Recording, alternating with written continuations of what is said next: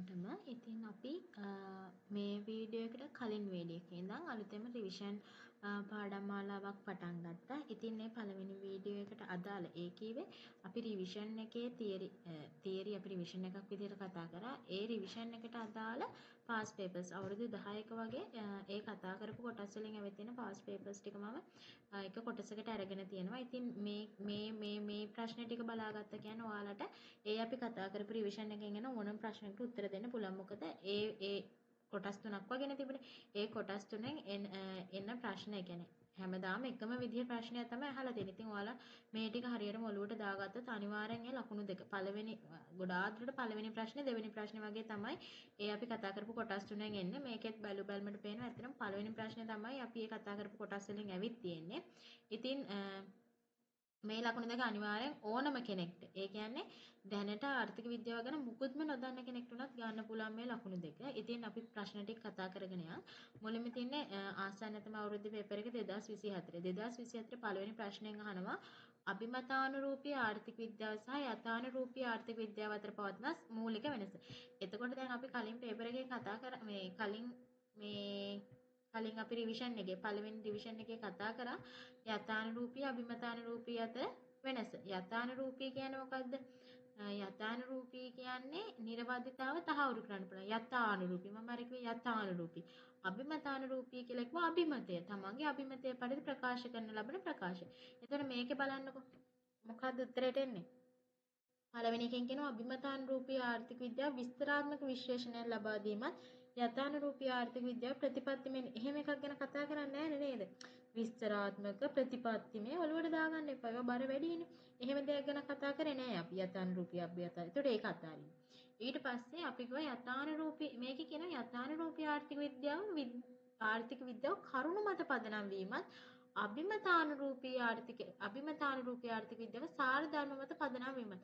ඔන්න එතන චුට්ටක් අපිට හිතන්න පුළුවන්. මෙතන කියනවා ආර්ථික විද්‍යාව කරුණු මත පදනම් වෙනවලු යථානුරූපී. හරි. අපි කිව්වා නිර්වද්‍යතාව තහවුරු කරන්න පුළුවන් කියලා. අභිමතානුරූපී සාර ධර්ම සිරිත් විරිත් ඇදහිලි මේවා මත නෑ. ඒක චුට්ටක් දෙන ඊළඟ එකට. අභිමතානුරූපී ආර්ථික විද්‍යාව ප්‍රත්‍යක්ෂ මූල සාක්ෂි මත පදනම් වීමත් යථානුරූපී ප්‍රකාශ ආත්මීය ඒකත් නිකන් බර වැඩි නේද? පළවෙනි ප්‍රශ්නෙට සාමාන්‍ය ඕනම කෙනෙක්ට පිළිතුරු දෙන්න පුළුවන් විදිහෙන් හදන්න. ඒතකොට මේ වගේ එකක් බර වැඩි. මේ වගේ දෙයක් එන්නේ නැහැ. ඊළඟ එක යථානුරූපී ආර්ථික විද්‍යාව අගයේ විනිශ්චය මත විශ්වාසය තැබීමත් ඔය ඒකත් බර වැඩි වචනයක් දීලා තියෙන. පළවෙනි ප්‍රශ්න වලට ඇත්තට මෙහෙම බර වචන දාන්නේ නැහැ. සාමාන්‍ය සරල. ඒ කියන්නේ ඔය පේපර් එකේ පළවෙනි ප්‍රශ්න 10 ඕනම කෙනෙක්ට අනිවාර්යෙන් හැමෝටම මේ ලකුණු 20 ගන්න පුළුවන් විදිහට තමයි පළවෙනි ප්‍රශ්න 10 හැදෙනවා කියන්නේ. ඉතින් මේකෙදි හරි සරල උත්තර තියෙන්නේ. අපි තියරිය දන්නවා නම් අදාළ කොටස් ටික දන්නවා නම් අපිට ඉක්මනට උත්තරය දෙන්න පුළුවන්. ඊළඟ එකෙන් කියනවා යථානුරූපී ආර්ථික විද්‍යාව ආචාර ධර්ම නෙමෙයිනේ. අභිමතානුරූපී ආර්ථික විද්‍යාව. මේක කියන්නේ අභිමතානුරූපී ආර්ථික විද්‍යාව පරීක්ෂාවට ලක් කළ හැකි. නෑ. එතකොට අපේ උත්තරේ මොකක්ද එහෙනම්? අපි කිව්වා යථානුරූපී ආර්ථික ප්‍රකාශ අපිට නිර්වද්‍යතාව තහවුරු කරන්න පුළුවන්. ආර්ථික විද්‍යා කරුණු මත හරි මොන හේතුවක් හරි මත නිර්වද්‍යතාව තහවුරු කරන්න පුළුවන්. අභිමතානුරූපී ආර්ථික විද්‍යාව සාර ධර්ම මත තමයි පදනම් වෙන්නේ. හරි. එහෙනම් මොකක්ද උත්තරේ? උත්තරේනේ දෙවෙනි එක 2024. එතකොට දෙවෙනි එකේනේ යථානුරූපී ආර්ථික විද්‍යාව කරුණු මත. ඒ කියන්නේ නිර්වද්‍යතාව තහවුරු කරන්න පුළුවන් කරුණුත් එක්ක. අභිමතානුරූපී ප්‍රකාශයෙන්නේ සාර ධර්ම සිරිත් විරිත් තමන්ගේ අභිමතය පරිදි. එහෙනම් ඒකට උත්තරේ එන්නේ 2. හරි. ඒ අපි කතා කරේ 2024. ඊට පස්සේ යන් අපි 23 පළවෙනි ප්‍රශ්නෙට. ඔන්න. ඕමනයි අවශ්‍යතාවය අතර මූලික වෙනස. හිතන්න බලන්න උත්තරේ මොකද්ද කියලා. අපිට පළවෙනි එකෙන්ම කියනවා අවශ්‍යතා දිවි රැක ගැනීමට අත්‍යවශ්‍ය වන අතර අවශ්‍යතා ජීවත් වීමට අත්‍යවශ්‍ය වන අතර ඌමනා වූ කලින් හුදු කැමැති දේවල් අවශ්‍යතා ඉටු කරගන්න ආකාර ඌමනා කියන එකනේ අපි කැමැති දේවල්. එතකොට ඊළඟ එක මේක චුට්ටක් අපි තියමුනේ. තියන්න දෙකුත් නැහැ. ඉතින් උත්තරේ ඒක කියන්න දන්නවනේ. හරි. දෙවෙනි එකෙන් කියන ඌමනා දිවි රැක ගැනීමට අත්‍යවශ්‍ය නැහැ.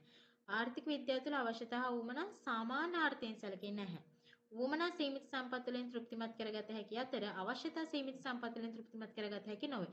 අවශ්‍යතා තමයි අපිට සීමිත ඒ කියන්නේ අපිට අවශ්‍යතා ඌමනා දෙකම මේවා කරගන්න බෑ. ඒතර මේකෙත් ඒක අර නිකන් පටලලා වගේ තියෙන්නේ. ඊට පස්සේ ඊළඟ එකේ තියෙන අවශ්‍යතා කාලයත් සමග වෙනස් වුවත් ඌමනා කාලයත් සමග වෙනස් නොවේ.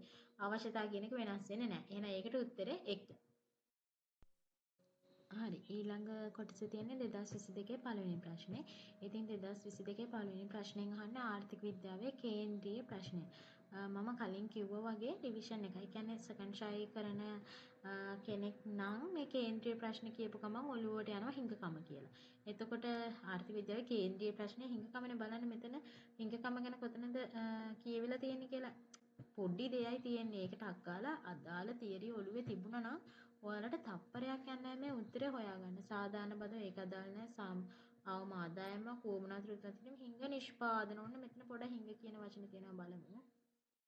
ඊළඟ එක සම්පත් අධි උපයෝජනීය බලගන්න නේද? ඒ සම්පත් නම් ඇත්තට මම කියන්නේ මේ පළවෙනි ප්‍රශ්නේ තියෙනවානේ මේක හරිම සරල දෙයක්. එතකොට මේ ඔයාලගෙන් මේ අර මේ කියන්නේ තුන්වෙනි හතරවෙනි පාඩම් දෙවෙනි පාඩම් වලට යනම ගොඩ අඩුයි. පළවෙනිම කොටස් ටිකෙන් තමයි තියෙන්නේ. ඉතින් මේ තියෙන බලන්නකො අපි නිෂ්පාදන සම්පත් ගැන කතා කරානේ.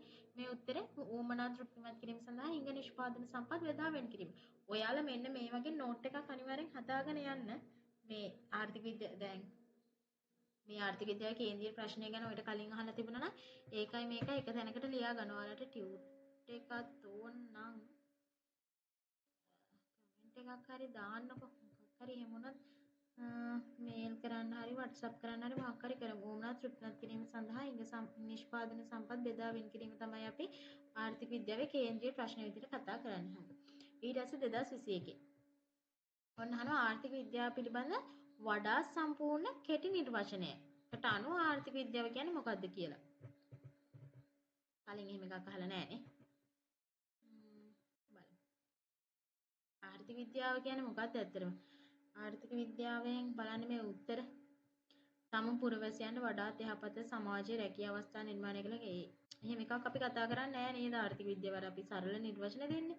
ඊට පස්සේ කියනවා රටවල් ගෝලීය වෙලද ඒකත් අදාළ නැහැ. පරිසරයකට හානියක් නොවන පරිදි භාණ්ඩාස එහෙම එක්කුත් නැහැ නේද? මේක බලන්න සීමිත වුමනා අතර අසීමිත සම්පත් බෙදා වෙන් කරන්නේ කෙසේද යන අධ්‍යයනය කිරීම. ඔන්න ටක් ගාලා නිකන් ආවද ඔළුවට? සීමිත වුමනා අතර අසීමිත සම්පත් බෙදා හැරීම. හැබැයි ඒක වැරදි නේද? මේ බලන්න පොඩි වචනකින් හොඳේ ලකුණු දෙකක්. සීමිත වුමනා නෙමෙයි වුමනා කියන එක අසීමිතයි. එහෙනම් අපිට මේ උත්තරේ ගන්න බෑ. මේ උත්තරේ එන්නේ නැහැ. හරි. ඊළඟෙන් කියනවා අන්න අසීමිත වුමනා සපුරාලීම සඳහා හිඟ සම්පත් බෙදා වෙන් කරන ලබන්නේ කෙසේද යන අධ්‍යයනය කිරීම. ඒක හරි නේද? ඒතර ආර්ථික විද්‍යාවෙන් කරන්නේ මොකද්ද? අසීමිත වුමනා අසීමිතයි. අසීමිත වුමනා සපුරා ගැනීම සඳහා හිඟ සම්පත් බෙදා වෙන් කරන ලබන්නේ කෙසේද යන අධ්‍යයනය කිරීම. කලින් මොකද්ද තිබුණේ? මේ හිඟ නිෂ්පාදන සම්පත් බෙදා වෙන් කිරීම. හිඟ සම්පත් බෙදා වෙන් කිරීම එකම දේ කර අහන්න ඉතින්. මේක ඇත්තට අර තියරිය මේ මුලේ ඉඳන් කියොත් මේක අමාරු නැහැ. මේ අවශ්‍යතා එතනත් අවශ්‍යතා වුමනා. බලන්න එකම දේනේ අහලා තියෙන්නේ. මුලේ ඉඳන් මේක හරියට ඔලුවට දාගත්තොත් ඒකක් ගන්න එක අමාරු නැහැ. හරි ඊළඟට 2019 එක් කුටුම්බයන්හි ආයතනයන්හි තීරණ පිළිබඳ අධ්‍යයනය කරන ආර්ථික එක් සමස්තයක් නෙමෙයි සමස්තයක් නම් සාරු එක් නම් මොකද්ද සූක්ෂම ආර්ථිකයේ කුඩා ඒකක වෙන වෙනම ගැන අධ්‍යයනය කරනකොට අපි ඒකට කියනවා මොකද්ද සූක්ෂම ආර්ථික විද්‍යාව කියලා. ඔන්න නෝට් එක දා ගන්න ඕන. හරිද? මේ සූක්ෂම කලින් අහලා තිබුණේ නැහැ නේ සූක්ෂම සාර්ව. හරි. මෙතන එහෙනම් කුඩා එකක වෙන වෙනම සූක්ෂම සමස්තයක් විදිහට සාර්ව. ඔන්න ආයේ අභිමතානුරූපී එකට ඇහලා තියෙනවා. මේ 2018 15 දෙකම අභිමතානුරූපී යථානුරූපී. පහත් සඳහන් ප්‍රකාශ අතරින් අභිමතානුරූපී ප්‍රකාශයක් වන්නේ. මොකද්ද? බලන්න හොයන්න. අභිමතානුරූපී අභිමතා ඔන්න මතක් වෙලා තමන්ගේ අභිමතයේ පරිදි ප්‍රකාශ කරන ප්‍රකාශන. බලන්න ඉන්ධන මිල ඉහළ යාම මිදුළු මෝටරයක් සඳහා ඉල්ලුම ධෛර්යමත් කරන්නේ. අර දැන් තියා කියන්නේ රිලේෂන් එකක් කරන කෙනෙක් නම් දන්නවා මිල ඉල්ලුම අතර සම්බන්ධතාවයක් තියෙනවා අපිට ඒක ප්‍රත්‍යක්ෂ කරන්න පුළුවන්. එහෙනම් ඒක යථානුරූපී. ආදායම් වැඩි වෙන්නේ නම් සුපෝගී භෝගී භාණ්ඩවල ඒකත් අර වගේනේ.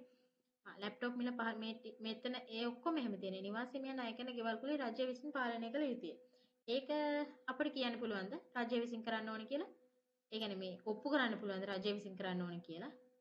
ඊළඟ එක භාණ්ඩයක ඉල්ලුම් කරලා ප්‍රතිවිරුද්ධ සම්බන්ධතාව. ඒතර අනිත් උත්තර හතරේම 1 2 3 5 මේ උත්තර හතරම සම්බන්ධතාවයක් තියෙනවා. කියන්නේ මේ සම්බන්ධතාවනේ ප්‍රකාශ කරලා තියෙන ඒවා අපට ඔප්පු කරන්න පුළුවන්. මේක දෙවෙනි පාඩමේ ගොඩක් කරපුවම තියෙන. එහෙනම් උත්තරේ එන්නේ නිවාස හිමියන් සඳහා ආය කරන ගෙවල් කුලය රජය විසින් පාලනය කළ යුතුය. මේක තමන්ගේ අභිමතයේ පරිදි තමයි ප්‍රකාශ කරන්නේ.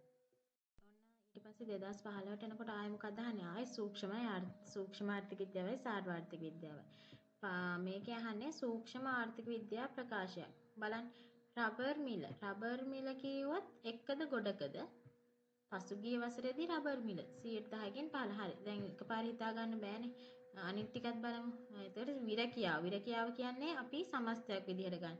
මූර්ත දළදේශීය නිෂ්පාදිතය සමස්තයක් විදිහට ගන්න. පොදු මිල මට්ටම සමස්තයක්. රජයේ බදු අයභාරය සමස්තය. එහෙනම් මෙතන සාර් වෙන්නේ මොකද්ද? සූක්ෂම වෙන්නේ මොකද්ද? එක දෙයක් ගැන විතරක් කතා කරලා තියෙන්නේ රබර් මිල ගැන. ඒක ආර්ථික එක කොටසක්. ඒක තමයි සූක්ෂම. කියන්නේ ආර්ථිකයේ කුඩා එකක වෙන. කලින් සූක්ෂම සාරව අහලා තිබුණා. ඔන්න දැන් ඒකට උදාහරණ මේ දාගන්න. මේ ටික උදාහරණ දාගන්න. මේවා අනිවාර්යෙන්. එතකොට දැකපු ගමන් දාන්න ඕය උත්තරේ අනිවාර්යෙන්.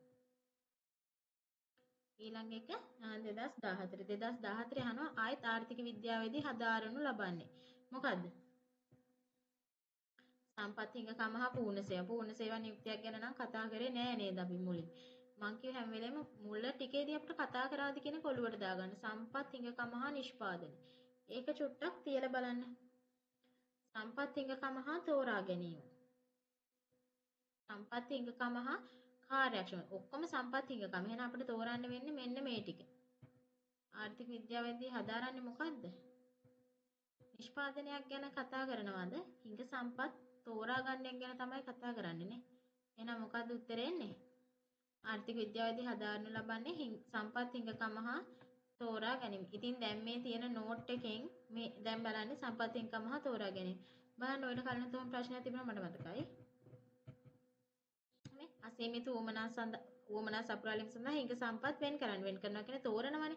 හිඟ සම්පත් බෙදා වෙන් කිරීම. ඔය එකම ප්‍රශ්නේනේ දැන් කලින් මේ ටික කරලා තිබුණා නම් අනිවාර්යෙන් මේකට උත්තරයක් ගාලා දාගන්න පුළුවන්. 2014 පාස් පේපර්ස් ටික කරලා තිබුණා නම් 22 වගේ ලියන අයට ඔන්න උත්තර දන්නවා.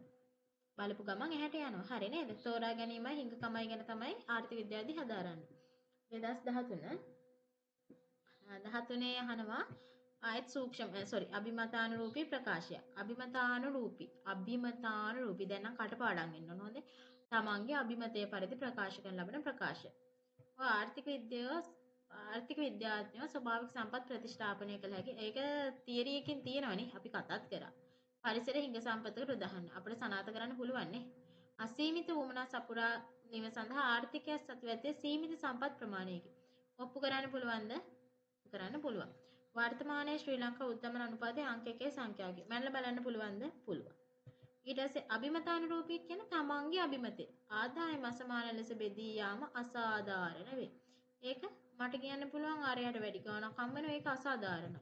අර ලෙක්චර් කරන කෙනාට මෙච්චර ගාණක් හම්බ වෙනවා අසාධාරණ නෑ. අපිට ඒක තමන්ගේ අභිමතය පරිදි ප්‍රකාශ කරන එක. ඔන්න දැන් ඒතර උදාහරණ දාගන්න ඕනේ යථානුරූපී අභිමතානුරූපී වලට. හොඳද?